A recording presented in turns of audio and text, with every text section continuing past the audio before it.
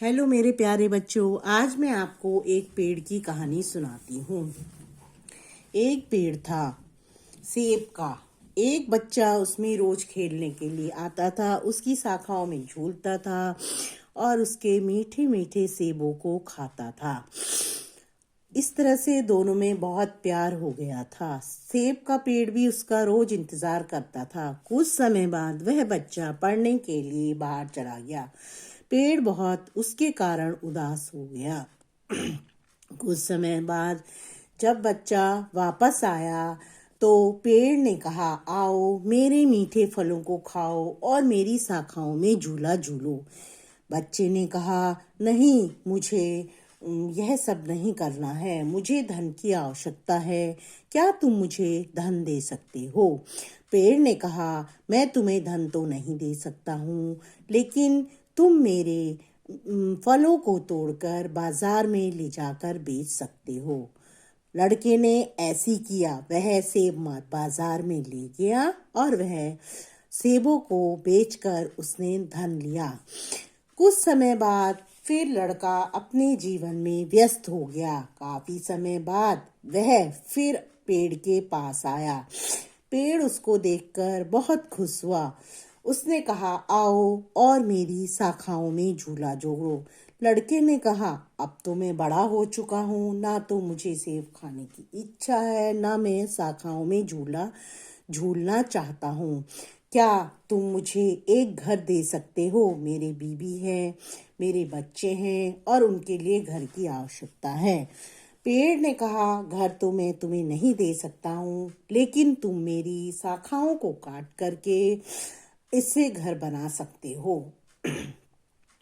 पेड़ ने कहा, तो वह पेड़ की बात मानकर उसकी शाखाओं को काटा उसने और उससे एक घर बना लिया और बहुत लंबे समय तक वह वापस नहीं आया।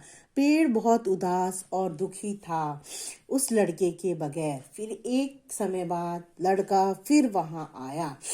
उसने कहा कि क्या तुम मुझे क्या तुम मुझे विदेश जाने के लिए एक नाव दे सकते हो? पेड़ ने कहा, ना तो मेरे पास अब कोई फल बचे हुए हैं तुम्हें देने के लिए, ना मेरे पास तुम्हारा झूला झूलने के लिए कोई शाखाएं बचे हुए हैं, और ना ही तुम आराम से पेड़ के नीचे छाया में बैठ सकते हो, वो भी मेरे पास नहीं बचा हुआ है।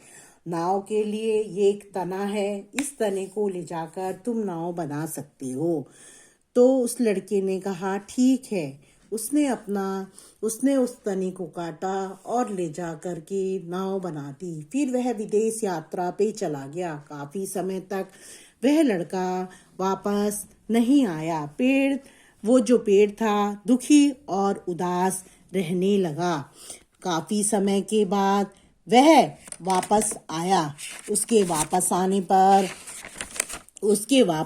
पर पेड़ ने उससे कहा, तुम आ गए हो। पेड़ उसको देखकर बहुत खुश हुआ।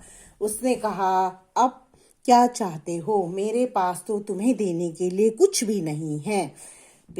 उस आदमी ने कहा कि अब मैं बहुत बूढ़ा हो चुका हूँ, ना तो मेरे पास दांत है सेब खाने के लिए, ना ही मेरे पे इतनी ताकत है कि मैं तुम्हारी शाखाओं में झूला झूल सकूं।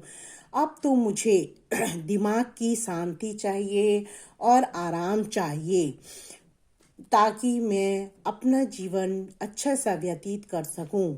पेड़ ने कहा कि मेरे पास तुम्हारे बैठने के लिए और आराम करने के लिए इतना चौड़ा तना है, इसमें बैठो और आराम करो।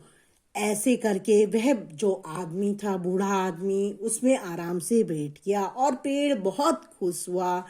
इसी तरह से आप पेड़ को देखिए, पेड़ हमेशा देता ही रहता है और तभी भी खुश रहता है। इस तरह से हम लोगों भी खुश रहने की कोशिश करनी चाहिए। धन्यवाद।